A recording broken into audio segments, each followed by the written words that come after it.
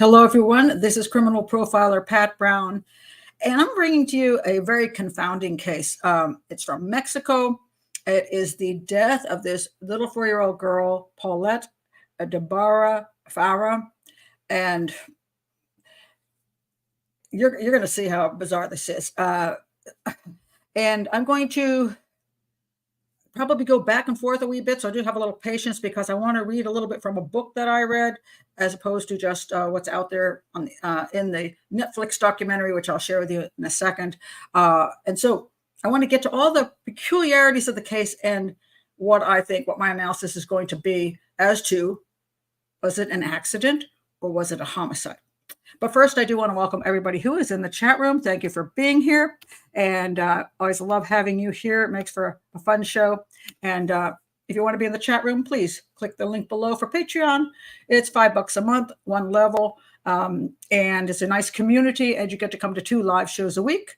The case analysis on the weekend and the one during the week. And even if you don't make it to many, you still support an educational channel. But all my videos are public. I have nothing hidden because I want you to be able to learn something regardless of they pay anything. So please do subscribe to the channel. Check my playlist. Click the bell for notifications. And let's go to it.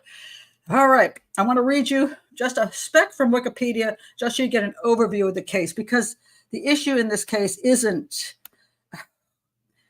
well, I might be saying that wrong. It is in a lot of the details, but it's so peculiar that I want to read you the basics, and then we're going to go back and look at all different aspects of this case. This was Paulette Gebara Farah. She was a 4-year-old disabled Mexican girl. So she had mobility problems, and I don't believe she spoke either, who disappeared and was subsequently found dead under suspicious circumstances. She went missing from her bedroom. She lived, and by the way, I want to point out, she lived the family lived in quite a nice circumstances, shall we say. They lived in this very reasonably expensive part of town. They had a lovely, I guess, condo apartment there. So she had a lovely bedroom. She had a little sister. So the mom and dad, the little sister, and also there were 2 nannies that were there as well.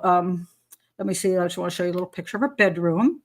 So now this may be a fake picture of her bedroom.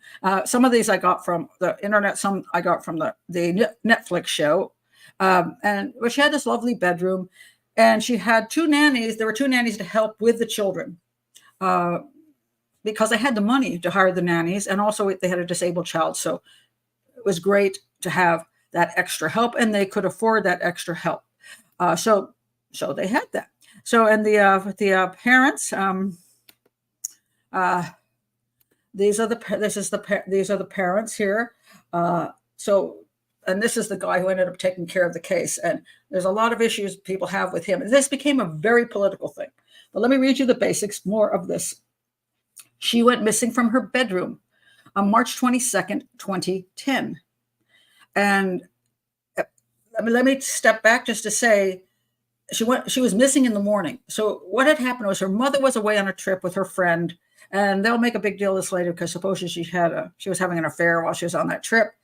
And he was with the girls, and then they both came back to the apartment, and so she was put to bed that night, according to the mom and the nannies, at least one of the nannies. Now, let me read you what the mom said. She said, I took Paulette, that's the 4-year-old, went missing, to the bathroom in her bedroom, and then took the opportunity to go to Lisette's room, that's her sister, and put her in her pajamas and left her lying down, having asked Erica, one of the nannies, to take care of Paulette.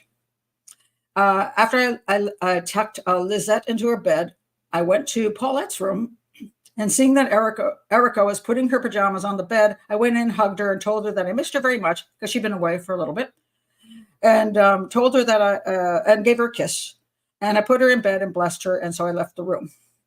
Erica stayed just a moment afterwards. All right, so that was theoretically a perfectly nice night. They pulled a blanket over her, one on either side. She had some musical dolls. She had a little rabbit or that she liked to sleep with, so they put that on her. And then she was covered up, and they left. Okay, and went to bed themselves. And in the morning, she wasn't there. She was not there. And one of the nannies, I'll show you what this is, I believe, from the program, but just to give you an idea, she said she came in, I pulled back the sheets, and how was the bed? And she said, she said it was like this. They had put these pillows on either side of her because she had a problem of falling out of the bed. And so they tried to keep her in that, that area in the middle of the bed. And then she said she saw that she was not in the bed. And so that was that. So in the morning, she didn't find her. So she went in and told the mom, she's not there. And she went on. And so they started looking for her, and they did not find her in the home. And upon her disappearance, her family began a search campaign utilizing television, advertisements, and social media. Oh, just so you know where this all took place. This is, I believe, in the Mexico City area, at a place called, I'm going to try to pronounce it, Huixquilucan de Degollado, which I think was in the Mexico City area. And I've been to Mexico City a number of times. Want to tell you, great city. Go there. It's fabulous, full of parks, full of trees, great food. It's very friendly. It's tons of things to do for the family. It's really a nice place. So I highly recommend it. So she disappears, and they do a major campaign. Let's see if this is my Oh, that's not my campaign picture. The campaign picture is here. Okay. So they do this huge campaign trying to find the daughter. And they do a lot of television. Even the mom, she does a television interview. They sit on the bed. She's like, this is where Paulette slept. And this, they had a cozy interview on the bed. One of Paulette's best friends came and stayed there, and also stayed in the bed for a couple of days. And you can find out right here, there's already issues with this case. The child has disappeared from the location. Now, they looked at the video and they did not see anybody taking the child out. They looked at the apartment and they did not see that there were any broken windows, broken doors, anything. But the child is gone. Now, the big mistake which they made is that they didn't get everybody out of that room and seal it off and do a real proper investigation of the room. What they did do, because they believed the child was kidnapped, they took a sheet off the bed, they pulled that out and gave it to the search dogs, and so the search dogs could go look for her, and they didn't find her. But other than that, because they believed it was a kidnapping, even though they had no proof it was a kidnapping, but the kid wasn't there. So where did the kid go? So they thought it was a kidnapping. And so for 9 days, they basically started searching the area, and didn't do too much with the room. After 9 days, they went back in and looked at the room, and they found Paulette's body in her own room after 9 days, wrapped in sheets between the mattress and the foot of the bed. Okay, I'm going to show you. The bed is basically like this, and her body was found. You can see it's got kind of wooden area there, and she was like stuck between the mattress and the end of the wooden bed. All right, and I'm going to show you some pictures. It's questionable about these pictures. They say it was a reenactment. I'm not going to get into whether it was or wasn't, because they were like, why was the camera there? I'm not going to get into that because I can't prove anything. But they found there were definitely fluids there. Then they're pulling back different parts. They're pulling back the quilt on top of the bed. And then they see, and this is blurred out on the video. And so they see there is a body between the mattress and that wooden structure. And there is the body of the child dressed in what she went to bed with, supposedly that night. Supposedly, keep this supposedly in mind. And there is, this is probably the bed. Well, it's not a good shot because it's all blurred out. But there she is, stuck in between the mattress and the frame. Yes. Well, eventually, I'm going to go back in a bit and go through all the different issues about this case. Her death was ruled accidental by Attorney General of the state of Mexico, Alberto Bazbaz, that's this dude, whose investigation concluded that Paulette died during the night after she turned herself around in the bed and ended up at the foot, dying of asphyxia by obstruction of the nasal cavities and the thorax abdominal pressure. That's like when you get stuck someplace, you just can't really breathe, and so your oxygen level goes low and you eventually die. And then she was buried, and later on her remains were exhumed and cremated. That's the basic story. Now I want to read you something from this book I'm going to also use. And he says in this book, who's a journalist, let me show you the book. The book and the if you have time, go and watch this. La Búsqueda is it's not a documentary, but it's a reenactment, a fictionalized version of it. When I started watching it, I wasn't too thrilled, but then I got into it and I thought it was pretty good. It's very highly political as to why things went down the way they did, and it's on Netflix. And the basic conclusion of this aligns with what most Mexicans believe, that the child did not die accidentally, that she was killed and her body was then put in that location later on, because there's no way she could have been there for 9 days. Nobody smelled any putrefaction. People were sleeping in the bed. They were, how could this happen? Then there's this book called Paulette, and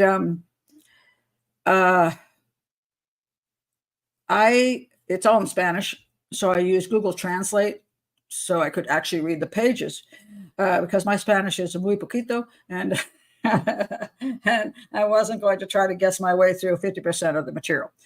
But it was very interesting. This is a journalist who also believes that it was not an accidental death. And here's what he says in his book. All of Mexico could not believe what had happened to Paulette, because for 9 days, everybody was looking for this missing child. All the posters are up, the interviews are all over everywhere. And they were all trying to find this 4-year-old child. There was never a ransom demand, but they didn't know where the child went to. And 9 days later, they find the child in the actual bed, which had, really? So how is it possible that she had appeared there in her own bedroom in the midst of so many police officers, experts, investigators, family members, and even people not involved in the case? And 9 days later, she was discovered without anyone having seen her in all that time. There was no answer to any of these questions. The question that an entire country was asking was, who killed Paulette? Who brought her back to the apartment? Because there was a unanimous consensus on one thing. There was no way the girl could have been there for the last 216 hours, the last 9 days. But it was ruled an asphyxiation and an accidental death. And that's the basics of the case. I do recommend this. Is very good. If you read Spanish, this is also good, because it is hard to do it with just each page holding up Google Translate with the camera view, so it changes from Spanish to English. But this is very well done. So that's the basics of this case. Okay, so I'm going to check some of your comments, and I'm going to get into some of the details of this case, because it is unique, shall we say. We have lots more people come in. Thank you for being here. I just want to see some of your comments before I go on.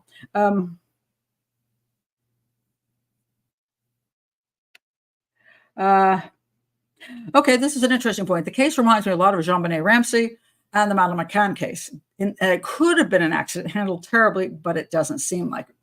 So the question is that true or not? And one of the problems we have with this case is it was handled terribly. And the reason it was handled so terribly is they never suspected anything but an abduction. And this causes a problem. We see this more so in the JonBenet Ramsey case than we see in the Madeleine McCann case, because the suspicions came upon the McCanns fairly quickly, but they still did look at it. They kept their options open. But the JonBenet Ramsey case, I think they went too quickly to abduction, and then It kind of messed things up. And in this case, they didn't do the things they should have done, and they should have sealed that room off just like that. The sheet that they took to give to the search dogs, they didn't give that sheet to a cadaver dog. That was a bad move. If they given it to a cadaver dog, the dog would have gone right there, theoretically, if the child was in the bed. I'm just going to say that. If the child was actually there. If the child wasn't there, the cadaver dog would have found nothing. Then they would have known nobody died in the room. There wasn't a body in the room. And they would have known, yes, we don't know where the body of this child is, or if the child is still alive. But they didn't do that. And they also did not test the sheets. If they had tested that one sheet, if they had tested the sheet for fluids, DNA, and all that, they, again, would have found out possibly if something had gone amiss and she was in that bed and had died, or whether there's nothing there at all, and therefore we got to look for the kid. They didn't do that. The other very interesting thing is they should have taken that damn bed apart. They looked at that bed. They looked at it. Let me read you what one guy said here. This was a PI who came in. He was brought in actually by the police, and he's in this búsqueda thing.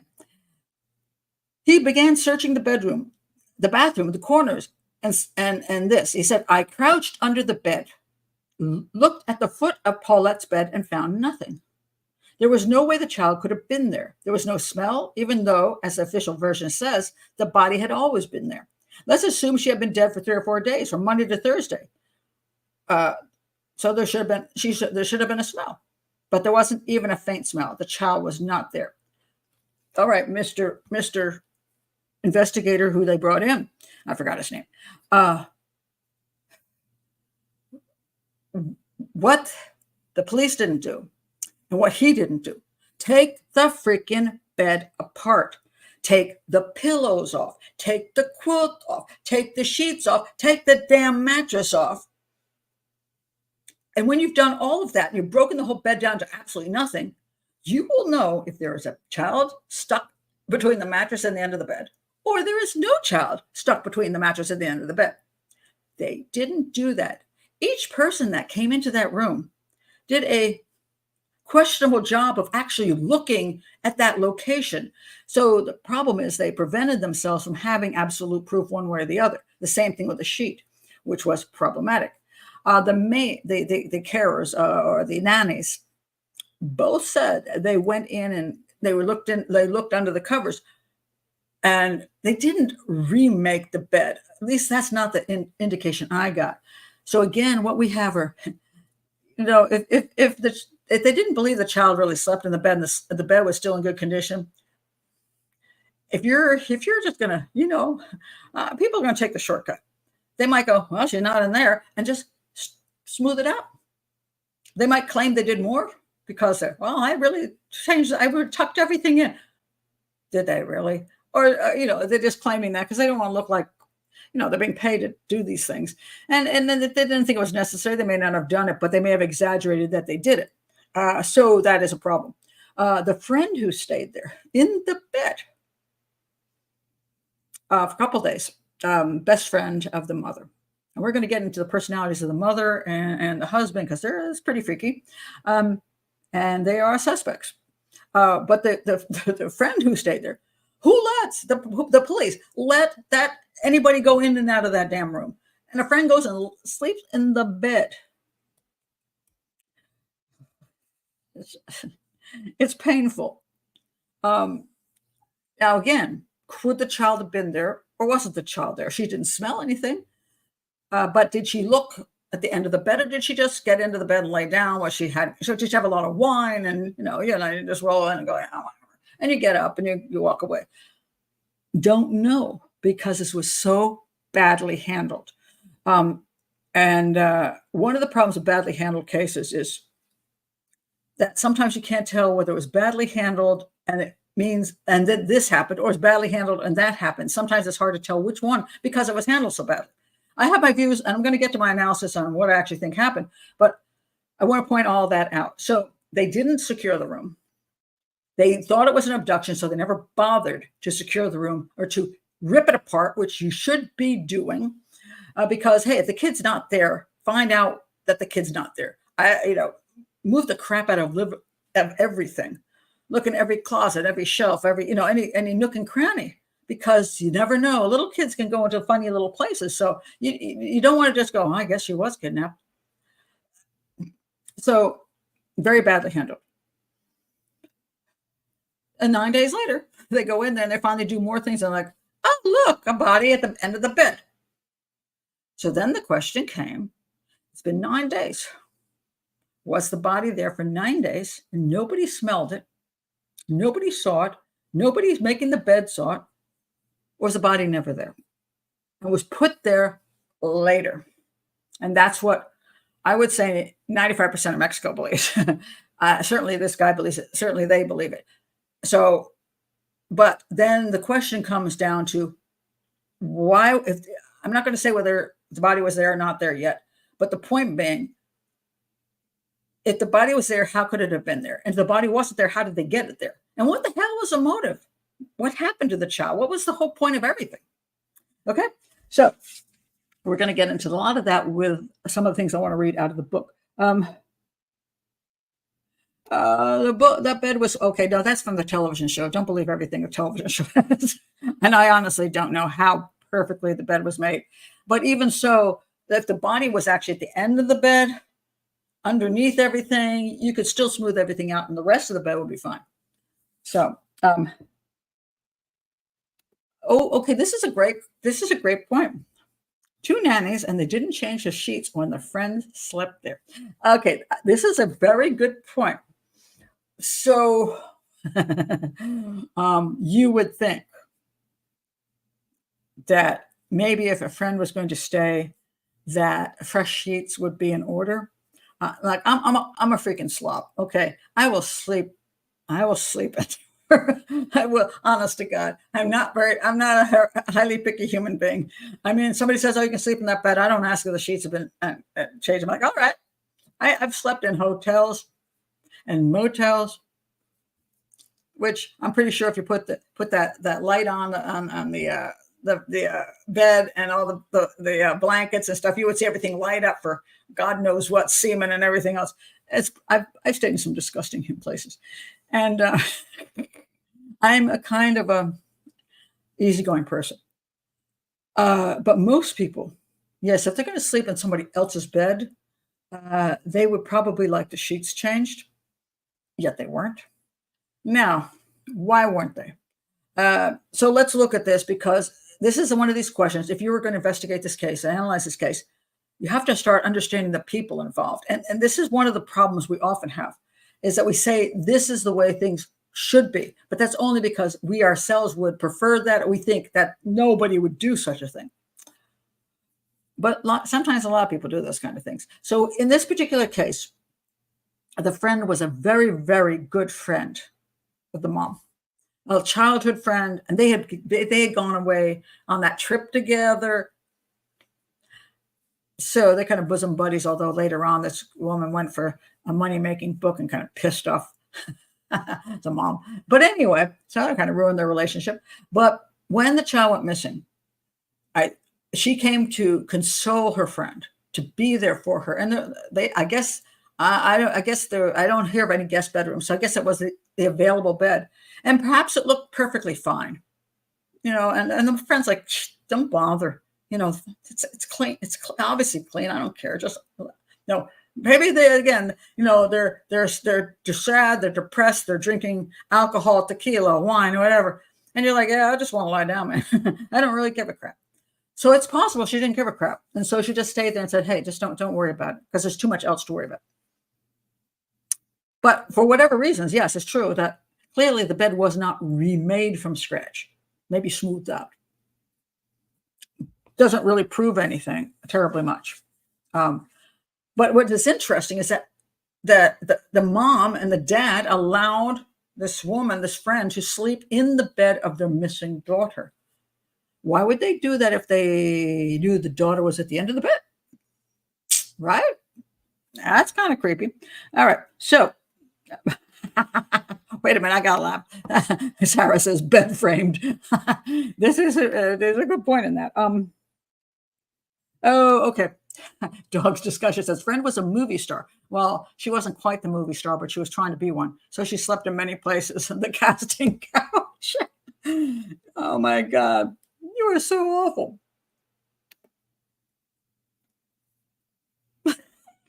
That will be true. Oh, wait a minute. Wait. Okay, hold on a second. Former mortician. Okay, hold on. I'm just looking for. There was a comment I thought was interesting. Pat, please demand clean sheets when you visit people. I've traveled across the world, and I come to this conclusion. I strongly believe that little pieces of bacteria from every place in the world make you stronger. And it seems to have worked for me because I can eat street food in India and never get sick. I've slept God knows where. And I think it works. I think little bits of bacteria give you immunization. I was taught that by my daddy. Okay. Let's see. Oh, here's an interesting point. Amy says the best friend must have known something. And that's something to keep in mind. I think you want to keep that in mind. Okay, this is a good point. Poor little thing, as Peter Hyatt says, who I highly respect, by the way, I love Peter, being special needs automatically puts her in a higher risk category. Very sad. She goes in a higher risk category for two reasons. One is a special needs child is a lot more work than a regular child. Needs a lot more care, is a lot more exhausting. And people like to always say something, which I'm an honest person. You can love a child who is severely disabled. You can love a child who cannot talk, cannot walk, and is going to spend their life in a wheelchair. Maybe the most they can do is occasionally express a laugh. You can love that child because you're the parent of that child. But even if you're the parent of that child, the care of that child is 100 times harder than the care of a regular child. It's just a fact. And so you can love the child, but it's exhausting. It's exhausting 24 hours a day. If you can afford care, which this family could, so lucky they were, because a good portion of people are raising a child with disabilities and they haven't got a penny to get any kind of help. So this couple could get help with to care for these children, and that does take a lot of the burden off of you. So if you can get somebody who you can still go do things, like one of the attacks on her, which I thought was unfair. There's a whole bunch of psychological stuff coming in, but she was considered quite a cold fish. And some people thought she was very psychopathic. Their marriage was kind of a crap at this point in time. I do have a happy picture. Do I have a happy picture of them? I did have a happy picture at one point. They had moments of being happy, but I don't have the picture with them together. But somewhere along the way, their marriage was kind of on the rocks. She thought he was cheating on her. She was definitely supposedly cheating on him. Anyway, and they were having issues. Some monetary issues as well, but she goes away. I think it was Cabo San Lucas with her best friend, and maybe the guy she's having an affair with, and a bunch of other guys. So they're just partying and having a good time. And one of the comments they made was, "What kind of mother would leave her 4-year-old child, her disabled child, and just go off?" I would say any parent of a disabled child who can get a weekend away should do that. Are you kidding me? The exhaustion of a disabled child regular kids are pretty exhausting. If you can get away from your regular kids, your non-disabled kids, pretty much you're going to run for that too. You love your children, but hey, a weekend away would be great because it gives you that break. So you could just relax, take care of yourself, come back with refreshed. And when you have a disabled child, it's that much harder. Yes, she had caretakers. And her husband was with the kid. I mean, that was a ridiculous comment to make. She has every right to go away for a weekend and have fun. Maybe not cheat on her husband, but the fun part, I think, is perfectly fine. So, but a disabled child can be terribly exhausting. And luckily, they did have caretakers to help with that. So, but that's we should have that realization. She couldn't talk. I believe that is true. She couldn't walk or talk. I think I saw her with standing up. So I don't know. Maybe she could stand up, but maybe not go far. Um, but Peter Pyatt had a good point. I forgot the other reason. So higher category. One is that people get exhausted. And some people who have been exhausted may find it easier to remove the child from their lives. There's a woman who I just did a show on her. She just recently got exonerated for the supposed murder of her disabled daughter. And I did a show on that. Her last name is Ali. She's from Canada. If I remember, I'll put it down below. I think she killed her child. I don't think she was innocent. I really understood why she did it. The child was having seizure. This child was also not walking, not talking. She was now a teenager having seizure after seizure after seizure. And for a parent to watch that over and over and over again, and it getting worse and worse. If she went like this and tried to stop the seizures, kind of get it. I'm not saying, oftentimes when people kill their kids or something, there's no excuse. And people say, well, there's no excuse to kill a disabled child either, but there's more of an understanding of why a child, and that is in pain, that is having agonizing attacks, constantly seizures after seizures. And the future is so poor and their exhaustion is so great. I get it. I'm not saying it's right. I'm just saying I get it. So that's one of why they're higher risk. The second reason they're higher risk is that a disabled child often does not have the sense that a non-disabled child, well, non-disabled children have little sense either. They do stupid crap all the time and get themselves in trouble. But especially a disabled child may not be able to determine whether this is a good move or not. So keeping that in mind, it could be possible that the child turned around in bed and crawled down to the bottom of the bed and snuggled, and it could have happened. So because that risk factor could be higher as well. So I think that's a great comment you have from Peter Hyatt. And let's see, whatever comments before I go on. Let's see, the bed wouldn't be lumpy if she's at the very bottom of the bed. And that can be one of the issues. Now, mind you, either way, if she had been there for 9 days and she was tucked under and the rest of the bed was normal, you wouldn't know. On the other hand, if somebody put her body there, the rest of the bed would also be normal. She wasn't discovered because the bed was abnormal, lumpy, odd things in the wrong place. Like what's that doing like this? It was putrefaction. They smelled something. By the way, there's 3 things after a person dies. They get rigor mortis, they get liver mortis. Rigor mortis is where you stiffen. Liver mortis is where the blood settles, and that helps sometimes if the person dies this way and then somebody turns them over and the liver mortis is still on the other side, and you know that the body has been moved. And the other one, which I've never actually heard before, is odor mortis. I was like, that is the first time. That's putrefaction, the smell getting worse and worse. Odor mortis. And when does odor mortis set in? I'm going to get into that a little later when we talk about the body and the bed. So that's that. All right. Okay. You think the body was put there on the 9th day. Okay. I want to go to the book because he has a lot of things to say as the book goes on that I want to comment on because I think it's extraordinarily interesting. All right. Let me check here. Hold on a second. I want to make sure I've covered the things I wanted to cover here before I go back for the book. Oh yeah. I definitely want to get to that. I don't want to get to that. Maybe I'll get to that right now.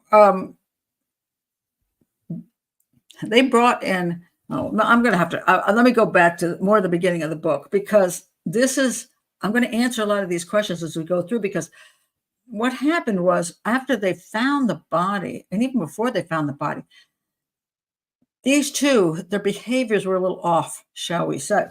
And it made, actually the guy and everybody ended up hating, he thought she had something to do with it. And so the concept that this guy here, the prosecutor, was going to just cover this whole thing up, which seems to be the point, when he was pretty thinking that she did something. Okay, so let's look at what the book says, and some very interesting things as it explains. All right, so okay, so let's see what I'm going to have to go through this a little bit and just glance down here. As far as they know, the child did arrive home. There are some who believe the child never arrived home. The child was not seen arriving home. Supposedly, maybe the mom had a cover over it or whatever. I don't know who brought her and when. It's a little confusing. But the child definitely was never removed from the apartment. That is absolutely. They look at all the video cameras. They don't see the child being kidnapped, the child being abducted, the child being removed. So it appears the child was in the building the whole time.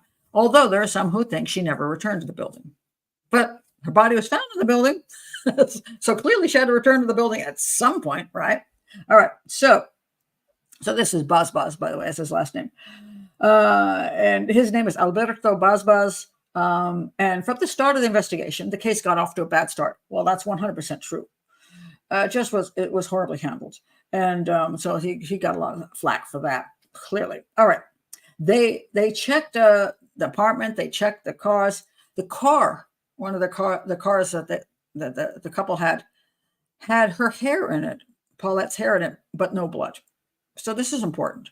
So it didn't appear that she was killed someplace and then brought back into the apartment, having been dead. They didn't find any of that.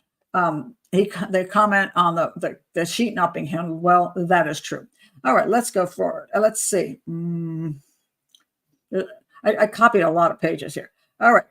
There was a concern that when they brought they came in to take pictures of the bedroom, they took 6 of them and they just kicked them out. And it's like, why couldn't they do more work there? But this guy's a guy named Castillo who was handling it under him. Again, sometimes you just don't get very good people handling a case. Amid Castillo's ban on working freely, the experts quickly came to the conclusion there were no signs of locks being broken or any forced doors or access being violated. How then could this be a kidnapping? And that's a good thing to ask. I mean, yeah, the experts decided to go down to the basement. This is when they checked the vehicle and came up with nothing there either. Well, this one guy says, well, I think the girl never entered this building.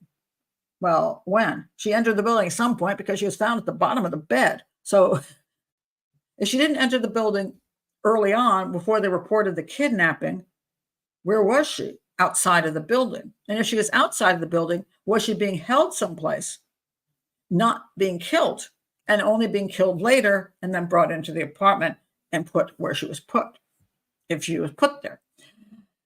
Could it be possible that Paulette had not returned home after a trip to Valle de Bravo? According to the statements made by the security guard, Omar, Dominguez Maldonado, who've been working for the company, says blah, blah, blah, blah, blah. Okay. He saw Mrs. Lizette entering the lobby door with a flat bundle on the left arm with a white blanket. Was that the child or was not that the child? Anyway, it's a little confusing. So I just have to sort of skip over that. And then, okay, so now we have, let me give you the names of everybody. The husband is Mauricio Antonio Gebara Farah. He is the husband of Lisette Farah. Farah? And the father of Paulette Gebara Farah, 4 years old, who disappeared on the night of March 21st. And so, all right, now, there's a couple of interesting things that happened. Well, they had them sequestered and they were questioning him and stuff. And it gets a little fuzzy as to when certain things were done. But apparently they were setting her against him and him against her. Somewhere along the way, he said this.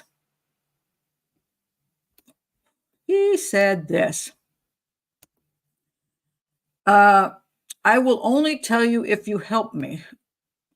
Oh, wait a minute. Maybe it's here. Wait a minute. I forgot. I lost the first part. Where'd it go? Okay. I'm desperate. I don't want to tell you. I don't want to have any issues with the law, but I will tell you if you help me. He said he knew where his daughter was, but he'd only tell the detectives if he wasn't going to get put in prison. Meanwhile, she said that he had something to do with it. He did something to his daughter. He said she did something, and the nannies were involved too. So they were both basically saying they knew something happened to the daughter, and the other one had something to do with it, and they would cut a deal if they got a deal. Now that's pretty damning. That you have these people who supposedly the daughter's been kidnapped by a completely third party, and they're blaming each other. And why would they do that? Now, I will stop here to say this. I have no clue whether what I'm seeing in the documentary, what I'm seeing in the book, I can't see all the police files. I don't know why they said what they did. Did they say what they did because they were led into it, because they became desperate, they were exhausted? Was it false confessions? And I do not know. And that is one of the problems. That I don't know how accurate this was. Both these people had some issues, all right, with each other. And so, but I don't really know whether what they said in those circumstances meant what some people thought they meant. Now, there was a psychologist who brought him. And the psychologist saw her come in the front door, say a few words, and she goes, well, she's a cold, whatever, psychopath. She did it. And like, okay, I'm sorry, but if that's the way a psychologist works, you need to kick her out, because that's not proof of anything. And she said some things that were concerning. But I find it interesting. When I look at what she said, she's supposedly not the warmest character ever. Could she have a personality disorder? Sure. Could she be psychopathic? Sure. Does that mean she killed her child? Not necessarily. Because here's the thing: you can have a personality disorder, be a narcissist, and not commit a crime. You can be a psychopath and not have actually committed a murder. You can be a serial killer and not actually have killed that person. You might have killed 5 other people, but not that one. So you have to still look at evidence and not just say because a personality is questionable that there's something wrong with them. Now, she said 2 things people had a big issue with. And I don't have the issue. I mean, she might have her issues, but these 2 things that she said don't really bother me. I'll tell you what they were. I want to see what your comments are on this. She said she was talking to the detective. She says that she thought her husband had a lover. She goes, yeah. And anyway, then she said, what happened to Lisette? I mean, what happened to Paulette? She says, well, at this point, she says, there are 2 possibilities. Either someone kidnapped Paulette, or a UFO landed and aliens took her away. William didn't know what to say. Lisette was very serious. She was calm, too cool to have lost a daughter. Most women would go mad in a situation like that, not her. Why did she say that?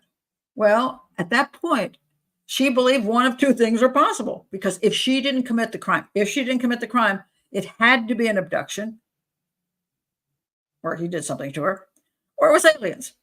I don't find that odd. You're getting frustrated. You go, okay, fine. It's either this or that. Which one do you want to pick? I don't find that particularly unusual. Then she said something else which really bothered people. And it was this. Here's another one that made her look like a psycho.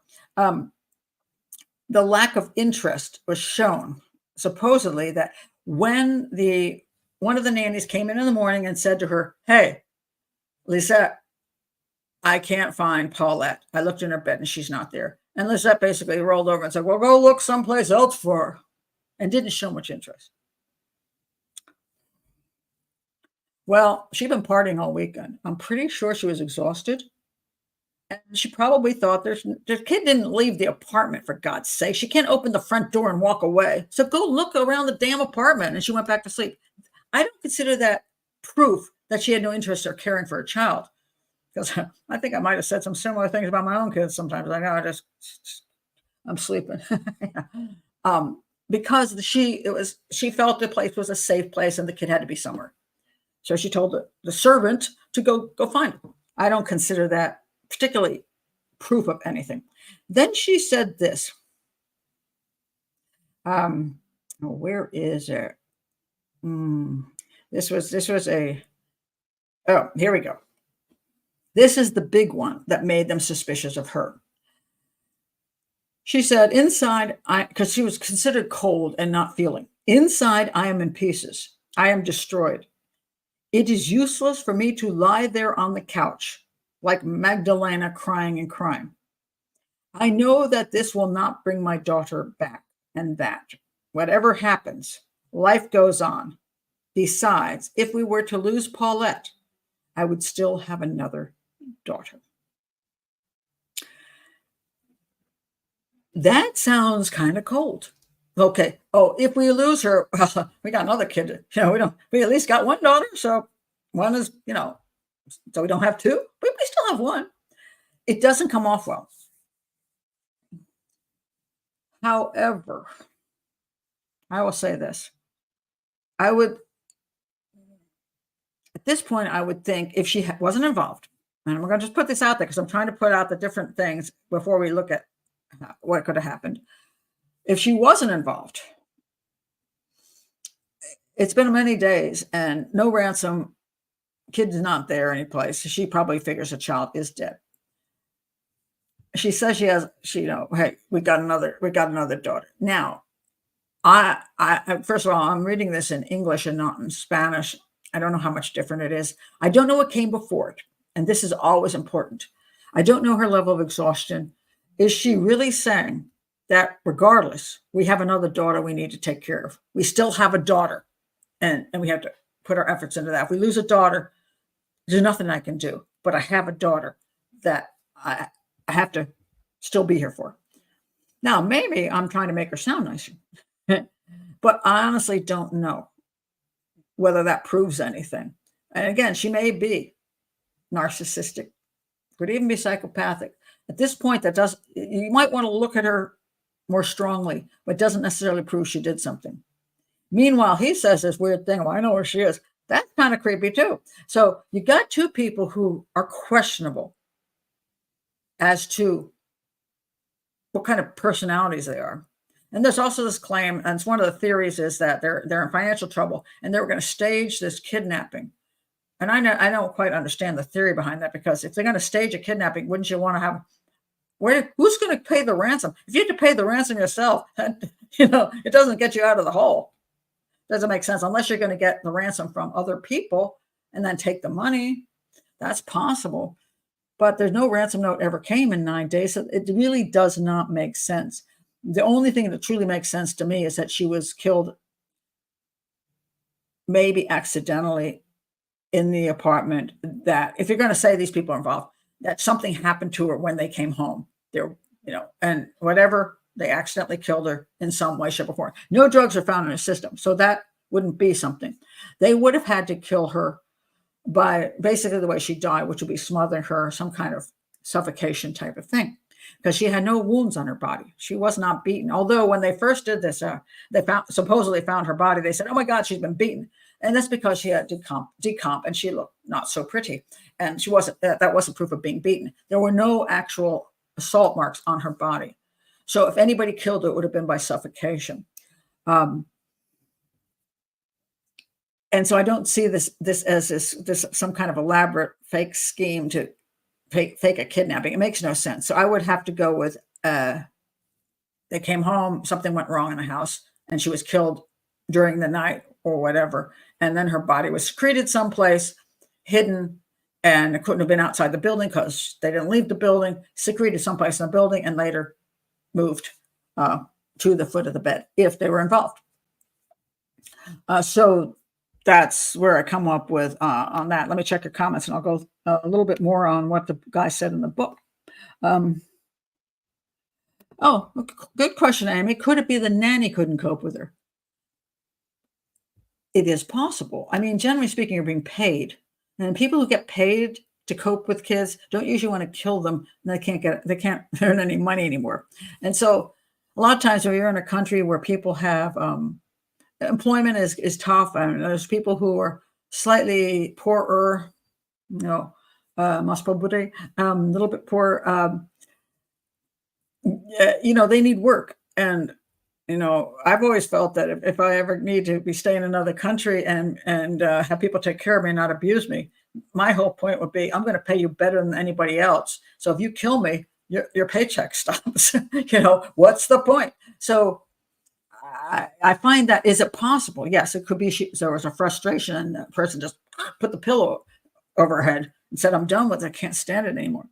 Could that have happened? Could the nannies have done that? Could the mom have done that? She's a cold person, said, I'm tired of this crap. All I want to do is have one child who is perfectly normal. And if I can get rid of this kid, then we can go on with our lives, and I don't have to deal with this mess anymore. I would say, if I were going to pick somebody that would be more likely to kill the child than any of the 4 people in the house, the mom, the dad, or the 2 nannies, I would go with the mom in a heartbeat. Because the dad, he probably can go on with his life regardless. The nannies probably don't want to lose their job. She, on the other hand, that child is a burden. Even if she loved the child's a burden. And the child that is in good health is not as much of a burden, especially I think she's an older sister. I forgot how old she was. And she could then dump him, go off with her new lover, or go off with her new life, and just say, hey, I'll take the older, take the kid. And now she doesn't have to deal with this problem anymore. And she's free. So I would be leaning, if I'm going to pick somebody who could have done something, I would be going with mom. And she did have a kind of a personality issue that was definitely concerning. I still don't think a parent could kill a child. Oh, absolutely. They do it all the time. It's hard to wrap my head around. Well, probably because you're not a psychopath who likes killing children. But there are so many that either the child is beaten to death by a boyfriend, or a father of a child is not really that connected to the child. Just because a child screams and is annoying, and they just can't, kids crying, screaming, whining children are not fun. And if you don't have a strong connection to that child with love, you can just kind of want to eliminate the problem. But also, sadly, children who are severely disabled are extremely, extremely difficult to deal with. The same thing is also true for elderly people who somebody doesn't have the money to put them in, to get them in hospice or to have 24-hour care. And they're having to take care of their mother-in-law, for example, not even their own mother, but their mother-in-law. Maybe the mother-in-law has no control over urine. So she bedwets, defecates. Perhaps she's got Alzheimer's. She starts accusing daughter-in-law, you're stealing my stuff. And she's 24 hours a day of hell, and you can't afford to get help. So, and you think this person is not going to get better. They're only going to get worse. I'm going to put her out of her misery. I'm going to put myself out of my misery too. So I actually understand the stress level is so high, and the freedom that you can get from eliminating that person. It's a pretty good payoff if you don't go to prison for it. So, I'm gonna catch some of these comments later. Let's see. I'm talking about some people talking about mercy killings. Yeah, I never heard of odor mortis either. So hey, I don't know if that's a common term, but I have never heard of it either. And I'm like, hey, I've been in this business 20 years. When did that show up? Let's see, anything else here before I go into this? Okay, let me continue on. I want to continue on with a few more things about the case. I'm going to give you my analysis of what I think happened. So let's see. I'm just looking for some of the other issues that are interesting here. I want to go through. I'm looking at this guy's book. So they took this. They took a polygraph, which only had 2 questions, which I thought was really weird. It's like, how can you do a polygraph with 2 questions and nothing else? Nothing before the polygraph, to find out what their answers really are. So it was really shabbily done and kind of stupid. I'm trying to see where the thing was on the polygraph. This is kind of ridiculous. So where's the polygraph? Polygraph. Where is it?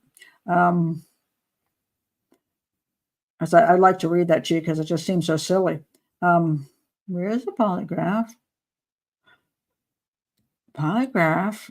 Hold on. Terrible psychologist. Okay. Where's the polygraph?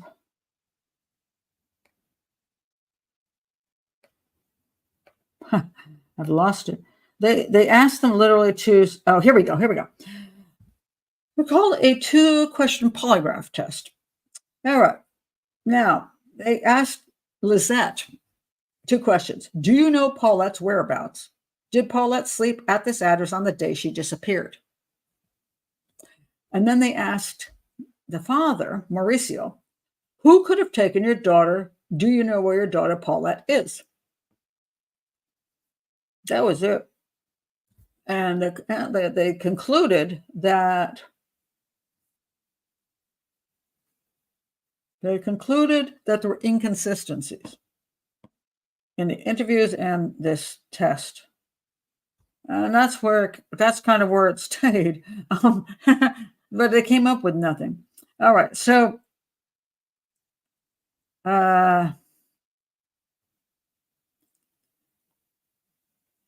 this other thing, the psychologist also started talking about the older child, saying that I got angry because they covered my sister with a favorite sheet. So the psychologist warned that she felt superior to Paula.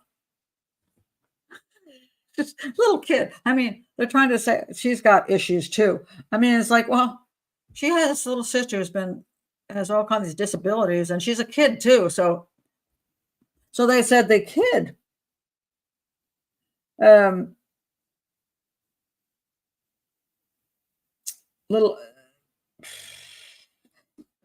just the psychologists weren't all that good. Let's put it that way. Okay, so now let me get to, I'm just looking to see if there's any last things. There was that thing about much speculation. Paulette had been taken from her bedroom and hidden in another apartment in the building. Someone even said the guards themselves discovered her in the service elevator, and that threatened they had to return her to her parents without reporting. What? I got that. That must have been on the internet, which makes zero sense whatsoever. Okay, so essentially, at the end, it says here, statement shows a lack of family unity. Well, yes, because their marriage was in trouble. Since the mother of the minors prefers to go on a trip with her friend. Well, duh. It's a big deal if a woman or a man wants to go on a separate trip from the kids or the other spouse. No, it's absolute nonsense. Okay. And then we have the thing about what everybody believes. Okay, so then there was an issue that when they first found her, they said that that the body had been there for that looked like 3 to 5 days, and they later changed that to match the 9 days, and that was suspicious too. It's like, well, if she'd only been there 3 to 5 days, which is why the smell wasn't as strong. In other words, she wasn't there for 9 days, so the friends slept in the bed, and all kinds of things happened. And then after 5 days, trying to do maybe on the 4th day, or on the 9 minus 3 to 5 days. 9 minus 5 is the 4th day. 9 minus 3 is the 6th day. So somewhere between the 4th and 6th day, they came back and put her body in the bed at the end and covered it up, and then that's why the smell hadn't been there before. So the corpse would mean, first of all, it would get rid of the idea that she was didn't come back. She came back to the place, but then she was still alive on the day she was reported missing. She had been taken then alive from her home. She didn't die in the home, and they're saying she was taken alive from the home and killed somewhere else in the condominium at some point.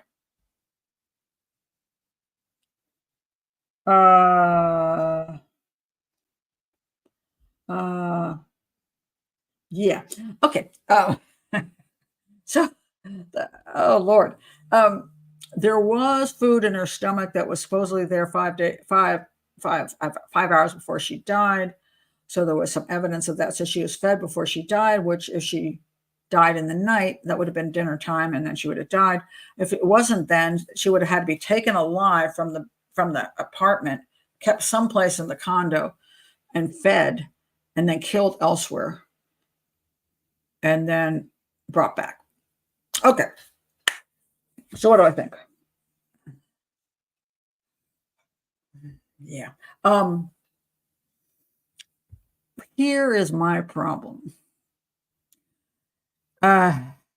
Regardless of their behavior, The whole fake kidnapping thing, that they would have taken her from the apartment to hide her someplace, pretend it was a kidnapping. Let's start there. Okay. So the idea is we're going to take her away, keep her elsewhere. I don't know where in that whole apartment, that the dogs didn't find her, but somewhere in that apartment building, we're going to hide her in the furnace room, or I don't know, in some other person's apartment who's colluding. And we're going to report her missing. We're not going to send a fake ransom note. We're just going to report her missing. And then we're gonna at some point kill her, because we haven't got any money for her. It doesn't make any sense. But okay, let's say we just got tired of her. We were gonna do the kidnapping thing, but got tired of her. So then we just thought we'd kill her. We couldn't figure out how to get her out of the apartment building, because now there was too much police presence. So instead of leaving her tucked into a wall and into a furnace room, think about this.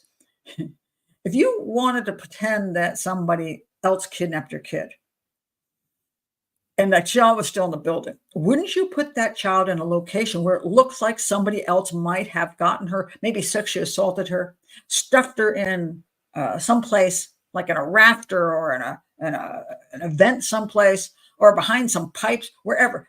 There's a million places in an apartment building you could put that kid dead. And it would look like somebody some pedophile in that building took that child, somehow got into the apartment, even though there was no evidence of it, but still, and then hid the body. Wouldn't that make a lot more sense than? So think about this. Okay, so instead of doing that, you say, I have a better idea. She hasn't been found yet, so why don't we'll pretend that 9 days ago or 6 days ago, she found her way to the end of the bed and got caught in the mattresses. So we're going to sneak her body, which is now putrefying, and because now it's 5 days, 6 days in, and she probably doesn't smell great. And so you try to wrap her up with something, and then you try to bring her back into the apartment and try to do it when nobody's looking. And then go there, undo the bed, shove her in the bottom, and tuck her in and say, well, that'll fool everybody, because even though people slept in the bed and done interviews in the bed, this seems like a great idea, that we'll pretend she was here all along. That'll be clever. Who would even think of that? That makes zero sense.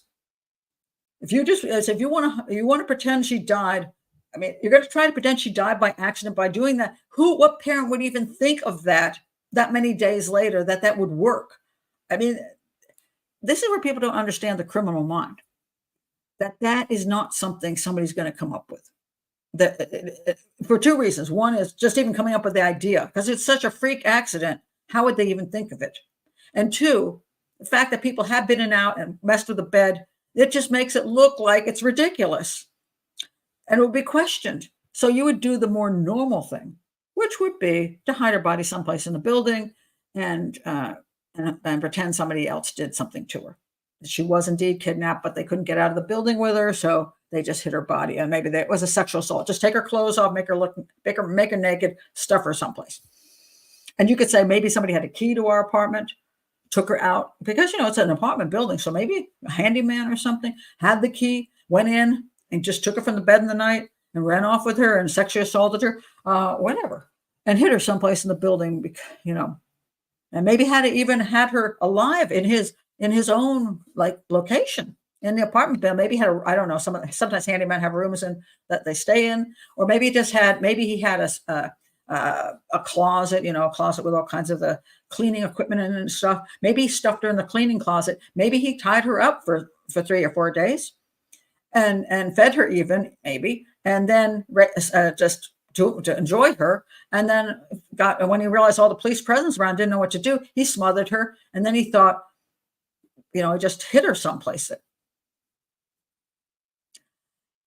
That's a lot easier than to actually bring her back with all these people around and shove her at the base of a bed and try to pretend she went down there on her own and hasn't been noticed for 9 days. It's such a ludicrous story that I can't see somebody coming up with that. Now, let me tell you something else that they skip over kind of quickly. It says here that after they looked at the child, they determined that she had been in that position the whole time she was in there. There's no sign she was assaulted. She was in the position and she had her fingers in her mouth. And that was the position she died in, and that was the position she stayed in. There was no changes or anything that led them to believe that she had been someplace else and then had been positioned like that. And especially the fingers in the mouth is a fascinating thing to me. I don't know how many fingers, I didn't go into that, but that's a comforting thing. And supposedly the evidence is that she died with her fingers in her mouth. So, if you've suffocated your child with a pillow someplace else, her fingers are not going to be in her mouth. And you're probably not going to, again, think, oh, let me make it look like she was, would you think of that? Probably not. So you would probably just take the body and wrap it up and shove it. You wouldn't do that, but that's how she was found. There's also this really weird thing about putrefaction. How people, this is a real questionable, confusing thing. I'm just going to say it's confusing because I started checking a lot of stuff at the body farm to find out how long it would be before you'd actually smell something, because people didn't smell anything until it got to be that 9th day. And I'll just point out a couple things if I can find it. How long before a decomposing body starts to smell? A detectable decomposition smell begins within 24 to 48 hours as putrefaction sets in and intensifies any time between 4 and 10 days. Now, let me see if this is the other one. I'm not sure. Okay, that's something else. Completely wrong. Doesn't even look. Okay, now I also read and kept reading that there was this whole issue about until the body starts breaking down, major decomposition, when the liver starts breaking down and all that, that it can be, depending on the temperature, how the body is wrapped prior to death. If there is a lot of, if the person has been attacked prior to death, didn't die a peaceful death, that can make the decomposition move faster. Also, if there's injuries to the body, cuts that are open, damage to the body, that putrefies quicker and decomposes quicker. So you may have a body that very quickly goes, whoa, something happened to this person. But there is the body that nothing much happened to it except it quietly died from suffocation and was tucked in, already wrapped up. And it is possible that if there was a small smell, ammonia kind of smell, it did stay trapped in that location, strange as it is, for a number of days. It only started later toward the 9th day and maybe the 8th day, 9th day, depending who was in the actual room that much in those days. And actually, that's finally when the smell came forward. It's entirely possible that everybody who was in the bed, on the bed, near the bed, never did the proper thing to find that she was truly tucked in. And they did a little, let me just show you this little picture. They're saying, this is how did she get there? And they're kind of showing her rolling toward the end of the bed and falling in there. Now, mind you, there were some pillows that were there, but she managed to get by those pillows. But the one thing I will say is that kids and adults will get into really small places. We've had bodies of adults found in chimneys, in pipes, in trash chutes. I mean, just the weirdest damn places that their bodies have been all tucked into. And you're like, what the heck are they even going there for? Children do have a tendency to love to go into tents. It's cozy. It feels secure, like going back into the womb. I mean, I certainly know that my kids and my grandchild love to go under the covers to the end of the bed. And this is a very small child. She wasn't a big child for her age. And did she, cuddle up with, just decide she's going to, go down there and snuggle into it. And then she just got stuck, because a lot of times people get that positional asphyxiation. They don't plan to get stuck, but when they get there, they just can't quite move. And that's a child who doesn't quite know how to deal with things. She could just simply get stuck and tuck even more in and not realizing this is going to kill her, do some self, comforting. And then it's just the pressure that keeps her from breathing well. And eventually she just passes out and she doesn't wake up. And there she is, all tucked in the end because she's a small body and nobody knows because nobody ripped that damn bed apart, which would have been good. I would have loved that. Was a badly handled thing. They definitely should have ripped that bed apart and the whole room apart in the first day and determined that she was in no way in any place in that room whatsoever. That should have happened. They should have sealed it off and ripped the place apart. But they made the mistake of assuming she had been kidnapped and therefore never really did it. And neither did anybody else, because probably nobody ever thought of looking at underneath the mattress at the end of the bed where the kid went in. They're just looking under the covers. Oh, she's not under there. I think it was an accidental death. And I know I'm going against the grain on this one hugely, but I just, in spite of the things they said, I don't know why they said what they said. I cannot come up with a logical way that even if one of them, everybody, first of all, I don't think the nannies are helping them kill the child that they took care of and loved. Now, even with her thinking, maybe if I could just get rid of this kid, I'll be free. Where did she put the kid? And why would you bring the kid back and stuff it there? Why wouldn't, if you're going to get rid of the kid, go walk in the park and have somebody kidnap the kid in the park. Have something happen to her outside of the house. The kids, we were playing, I looked around, the kid was gone. That's the easiest way to say that. But to bring her back to the apartment, then kill her, and then try to hide her in the apartment complex for days on end, and then stuff her back in the bottom of the bed as if that was something that would even cross your mind, and make it look like she actually died in that position. And no, I know how people behave, and I can't come up with that as being logical. And so, in spite of their behaviors, I think she died accidentally. And it was just because of her way she died and how she was wrapped. The decomposition just didn't happen as quickly, and the smell did not get through anything as quickly. And it came at that end of the time. And that's sometimes what happens. That intensifies between 4 and 10 days. So if it intensified on the 8th and 9th day, it just may have been undiscovered earlier. And I can't come up with a way that this was a homicide. In spite of how strange it is, I can't. So I think it was an accidental death. Now, do I think they handled it horribly? Yes. Do I think that? Yeah, I'm not fond of a lot of what all this went down, but I think everybody jumped to this has got to be a big political thing, and maybe he knows somebody and he's whatever. I just don't think so. And yeah, she makes a good suspect, in my opinion. Not so much him. She makes a good suspect, but I just can't make it work. So I think it's an accidental death. So I'm going to check the comments now. I'm still not happy about the best friend. But what about the best friend? So her best friend was best friend for a long time. She was in the bed. She didn't. If she had found the child in the bed, I don't think the child would be in the position she would be in. I think she would have.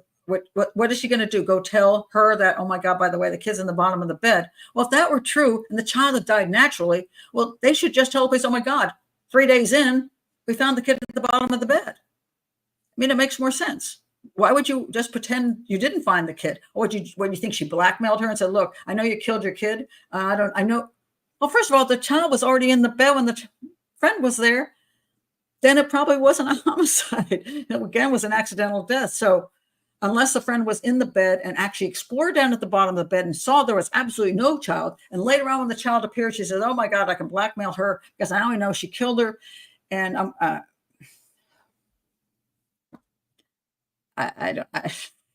You can make up stories, but I just can't. It just doesn't make sense at all.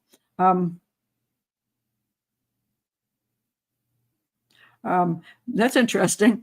Dog's discussion says, I agree. A lot of grandparents push the bed toward the wall so the kids don't fall. They always try to squeeze into the crack. Sometimes it's absolutely true. Kids just do weird stuff. Let's see. Tonya says the conspiracy theories took over instead of common sense. Freak accident and room not closed off and searched properly right away meant the story grew arms and legs. Absolutely. And I really can't. This is one of these cases where I'm not going to say to people, oh, my, come on, No, it's so weird. I get it. I absolutely get why people would think this was a homicide and that body couldn't have been there for 9 days. But I do think it was in spite of everything. But I understand why it's so odd that you'd go, yeah, I'm not buying it. So I do get it. Kids do weird stuff. Indeed, they do. Let's see. Let me go back up. Oh, that Michaela using the kid as a foot warmer. We have sick people in this chat room. Unfortunately, I have a serious black sense of humor, which I kind of appreciate. But okay, this is a great question, Sarah. Was the positional asphyxia congruent with the lividity? Now, it should be. However, I can't find the report on that. Nobody talked about it, and that bugs me. So yes, the whole bunch of things. This will be. Let me explain to people how this will work. So generally speaking, she goes down the bottom bed and gets stuck in the bed, and it's a little body like this. The lividity will be on the underside of her body because she gets stuck in there and she can't move. So she's on her side. So I think she's on her right side. So all the lividity should be on the right side of her face, the right side of her, right side of her shoulder, down her body and legs. All the lividity, the blood should go, gravity should still be there. If she had never been moved, that's where the lividity would be. And when you took her body out, it's already fixed. It's fixed after a certain amount of hours. So it would be fixed. You could flip her over and that lividity would stay there. So you could flip her over onto her left side and you'd still see the lividity on the right side of her body. Now, let's assume that she was taken out of the place and she was killed 3-4 days after she was removed from the apartment. And they killed her and they left her on her back for 3 days. All the lividity would be on her back. Then if they went and stuffed her in the bed, you wouldn't find the lividity just on the right side of her body underneath. You would find the lividity on her back, which would not be normal. Because if she's in the bed on her side, how is the lividity going to be on her back? That would show that she had been moved, that she actually died on her back and somebody stuffed her in there. That's 100% great evidence. Likewise, if she were on her face, and likewise, let's say she were killed and she were left on her left side. But when she's found, she's on her right side and all the lividity is on the top side of her body. Can't happen. They would know the body had been moved. There's no evidence, and they say there's no evidence the body was ever moved. And I don't know if that's to do with lividity because I didn't see it there. But I'm so glad you asked that question, Sarah, because the lividity should be pretty obvious in this case because if she's there for 9 days in that exact position, that lividity should be strong, solid, and on the right side of her body. And so even when I looked at the pictures, I can't tell if the pictures are accurate. I didn't see red or real reddish area on the leg that was exposed, which would mean that the lividity had sank and wasn't on the wrong side of the body. But I absolutely, again, we're an educational channel here, and there's a lot of things I didn't get in the show unless I missed it. I didn't get it in the book, and I wasn't able to access the autopsy report, which I wish I had. I know it wasn't in the book either, so I always wonder why you can't. That information should be really clear and obvious, but I didn't find it. And I will say this. I research this stuff before I do shows to try to find out what I can. But sometimes there are better researchers out there than me. And they say, oh, my God, Pat, how did you miss this? And I'm like, I don't know. Didn't see it. I put the wrong words into Google. I didn't come up with that. But, I do try. And I did not come up. But that is a great point. And I would say if they're saying that the body had been there since it went in there, then my belief is that they're stating that the lividity has to be on the right side of her body, period. And shouldn't be on the back, shouldn't be on the front, and it shouldn't be on the left side. Great question. I really like that. Yeah, that was excellent. Oh, I hope I don't know if I can say I've cleared up this case, but Lady Jane says, thank you for clearing up this bizarre case for me. This is just, again, this is my analysis based on the evidence that I have at hand. And over and over, I say this, that, my opinion is not an absolute. I can't say I'm right.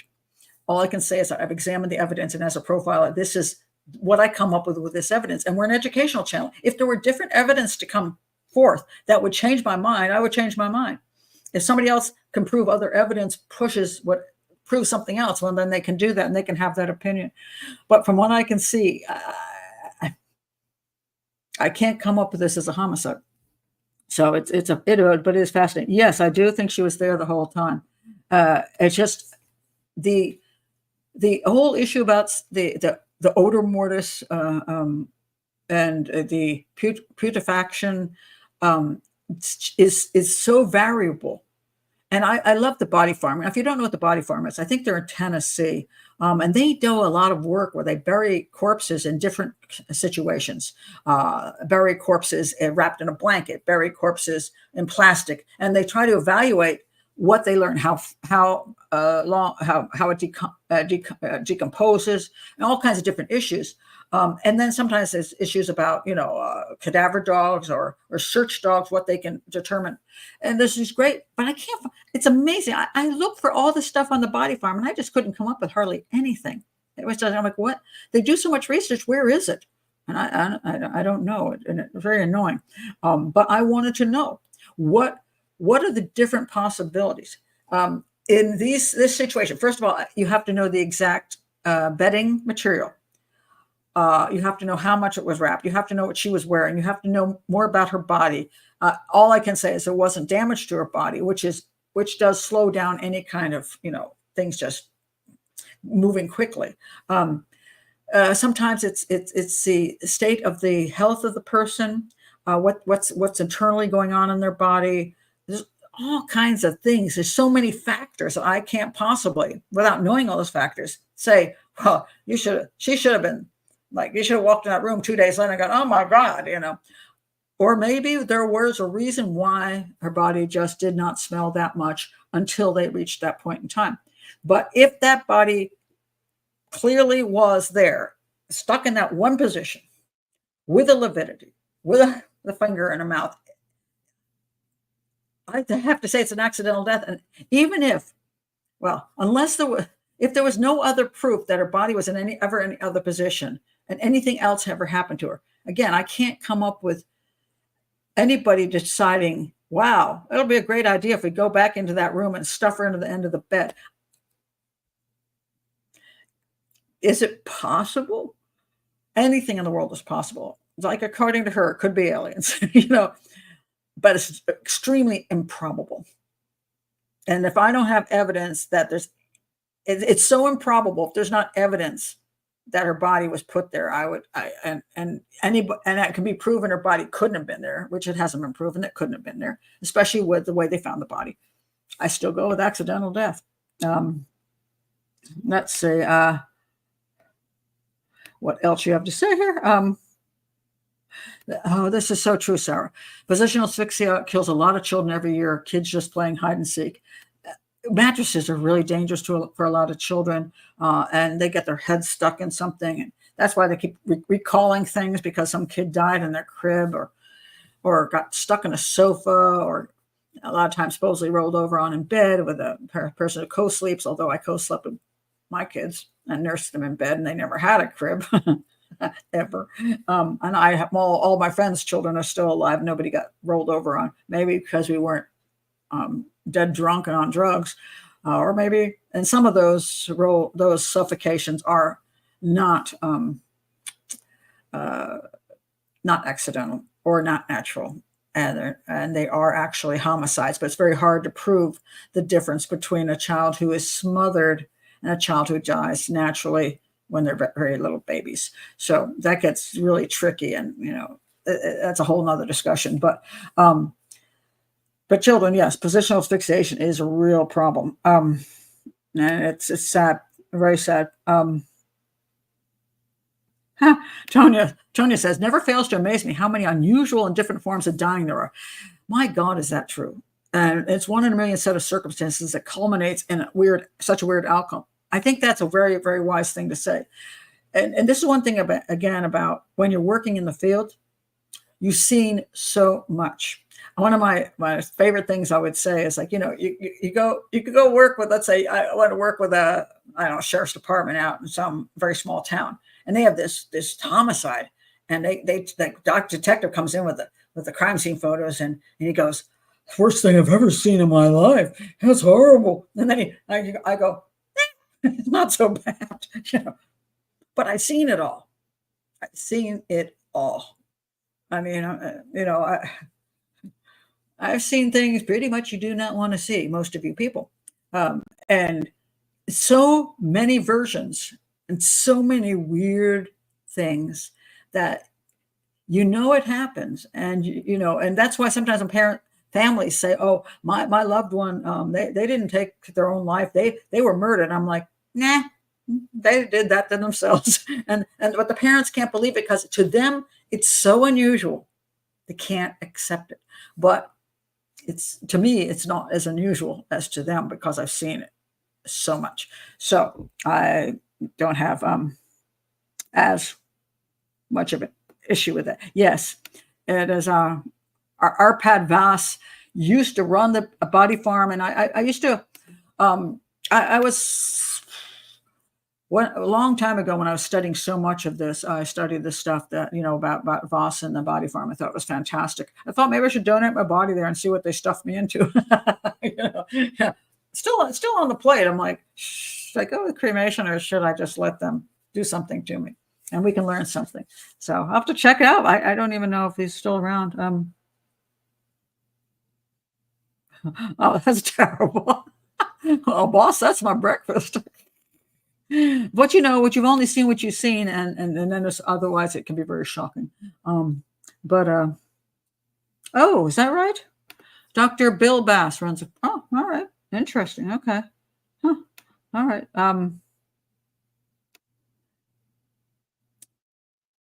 Yeah, I'm just checking any more comments here. Oh, well, and you should be. That was a terrible investigation. Terrible. I don't know why it was so bad. I honestly don't know. It's just sometimes, this is where I say a lot of times it's not corruption. It's just massive incompetence. You think, could you do the basic right things? So most of the time it's incompetence than anything else. And a lot of times it's jumping to a conclusion. And once that conclusion is decided upon, before you actually are sure of it, when you decide that, you throw all the other avenues away and you only go this way. And that screws up a lot of investigations. They can chase the wrong guy forever and ever and ever. And I've been in some cases where I've come to the police department and they tell me, I try to tell them, don't tell me what you think happened. And then they go right ahead and they go, no, well, this is what happened. And I'm like, that seriously didn't happen. And that's where the whole investigation went. And when I look at the evidence and it goes all this direction, it's too damn late. Because now, since they were looking this way, this person's out there and they're getting rid of the car, they're getting rid of their clothes, they're getting rid of the weapon. They did all that stuff while the police were looking the other direction.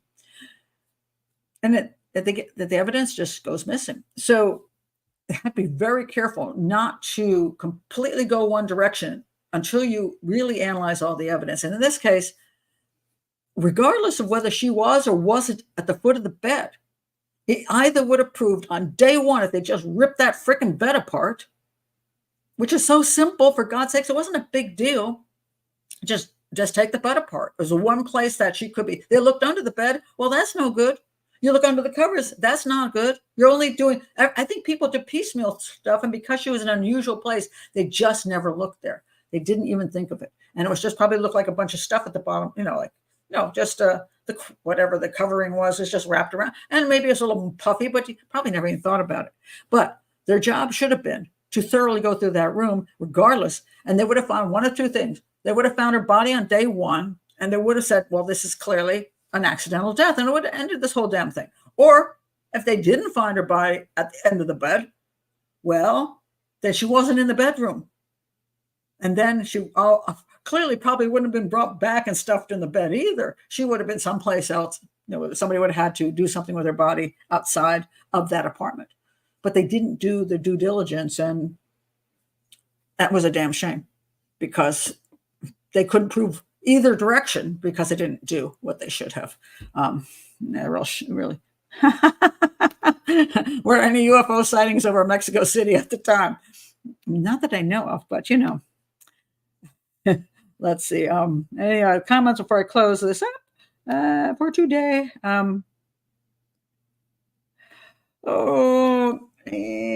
Mexico doesn't have the resources. This is bad. Well, this was Mexico City. They have pretty good resources there. I mean, they got a lot of cases which they handle very well.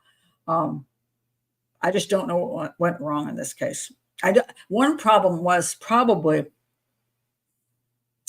in the beginning, if they just thought the child wasn't in the apartment, people were saying that the nannies were saying, and the family was saying, she's not, she's disappeared from the apartment, and that threw them outside of the apartment. And then because these two characters made things, when you start disliking the people that you're looking at, just in general, then you start getting suspicious of people you don't like. And this is what happens in a court of law too, which I see with juries. If you don't like that schmuck sitting there and the defendant, the table, this lawyer, the chances of them wanting that person to be guilty is very strong. If you think that person seems nice, then you feel sorry for them. So the difficult part is to get past whether you like or don't like somebody when you're doing an investigation, because that has nothing to do with whether they're guilty or not. Now, mind you, there are definitely personality disorders, which that may be here, that may lead to that person being capable of committing a certain act. But you have to be careful that you still pay attention to the evidence. And even a psychopath is not always guilty of a crime. They can be psycho as heck and just didn't do that one. So you just always have to be aware of that and not let your feelings take over. It's like, well, I don't like that person, And I see this happen in the McCann case, the dislike for the McCanns. Does that have anything to do with what happened to Madeleine McCann? Well, the whole thing is their statements do have something to do with it. Their behaviors do have something to do with it. You can't completely exclude that. But just because I always say, I've always thought Kate McCann was very beautiful. She had a Madonna look to her. Some of the pictures of her when she was younger, she just like a Madonna look. She's very pretty. And I've always thought Jerry would look like a weasel. But that doesn't mean that I have to dislike. I can like her or dislike him as far as things go. What I'm looking at is, what are they saying? What does the evidence show? What is their behaviors? You don't have to go either. It has nothing to do with what I feel about them personally. And so you have to keep away from that. And sometimes that'll cause you to ignore evidence, and because you just can't. He really thought she did it. Eventually, they basically, I don't know whether. Eventually, they determined, the whole group together, that this was an accidental death. But he really couldn't stand her, and I think he really wanted her to be guilty. But then everybody blamed him anyway for everything going to hell with this case. But it was poorly handled. That's all you can say.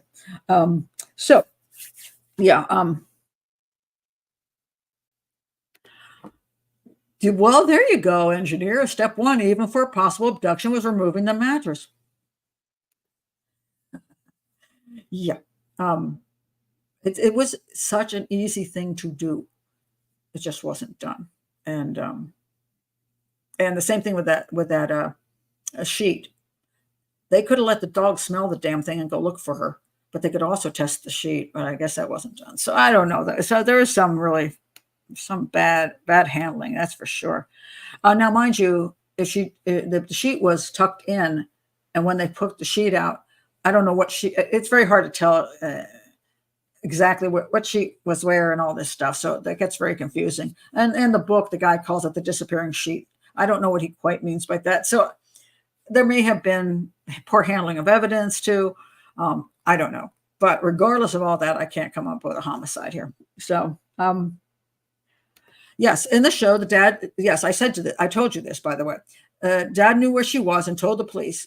Did the creators make that up? No, I already went through this. I already said that the father said he knew her. Okay, well, let me go through this again. Now, this is a good point, though. Okay, so first of all, let me just go over this again.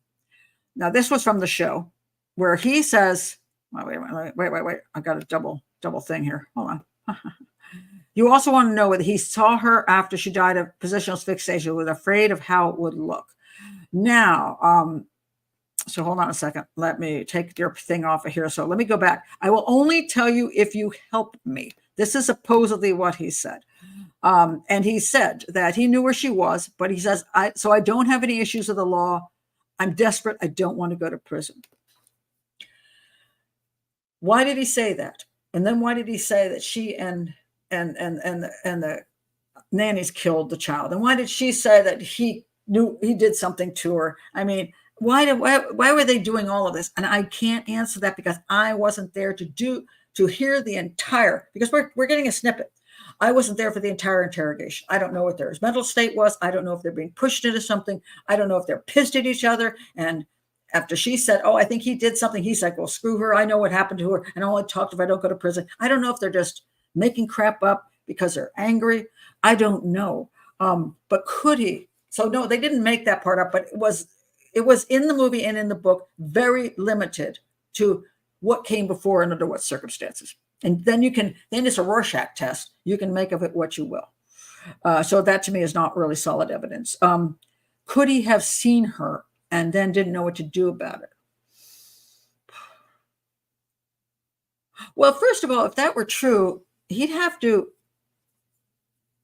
have gone in there and pulled everything apart and found her body. And what's the point of hiding it? I mean, I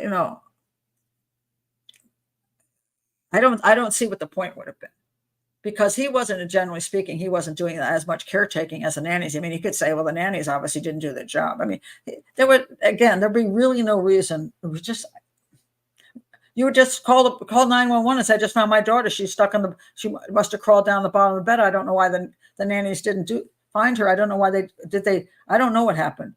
And then they find out it was asphyxiation. They're not going to put him in prison for that because he found his daughter dead. I mean, I don't know. I can't. And then one would have thought he would have moved his daughter to find out if she was alive, and then we would have her hand wouldn't be in her mouth, and So I don't think so. I think this was just what happened when they were separated and were going at each other, and they were interrogating them and just saying crap.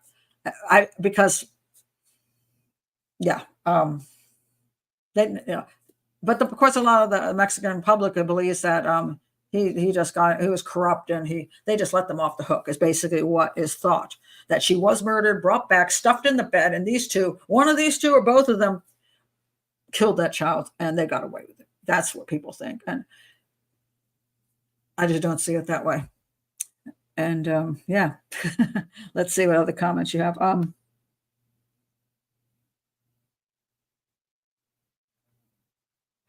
Did he sit on her? Probably not. I don't think so.